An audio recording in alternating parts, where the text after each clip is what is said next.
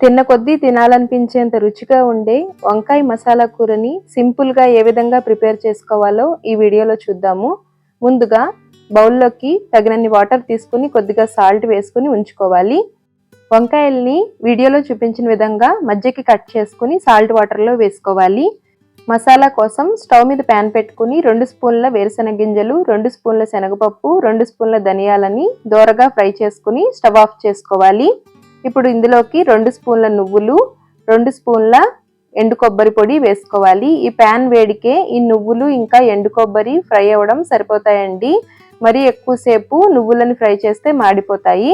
ఇప్పుడు ఇందులోకి 4 వెల్లుల్లి రేఖలను వేసుకుని మొదటగా పౌడర్ లాగా మిక్సీ చేసుకోవాలి.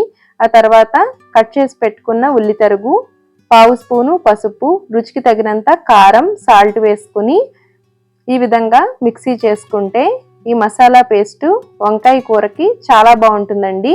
వీడియోలో చూపించిన విధంగా వంకాయ మధ్యకి స్టఫ్ చేసుకుని పక్కన పెట్టుకోవాలి.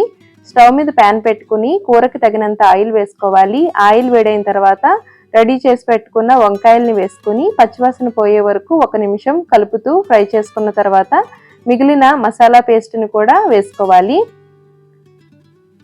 చిన్న నిమ్మకాయ సైజ్ అంతా చింతపండుని నానబెట్టుకుని చింతపండు రసాన్ని వేసుకోవాలి.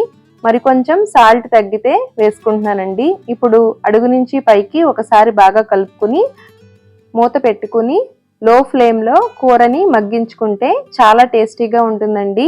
ఈ విధంగా ఆయిల్ అంతా పైకి వచ్చిన తర్వాత కట్ చేసి పెట్టుకున్న కొత్తిమీర తరుగు వేసుకుని కలుపుకుంటే చాలా బాగుంటుంది.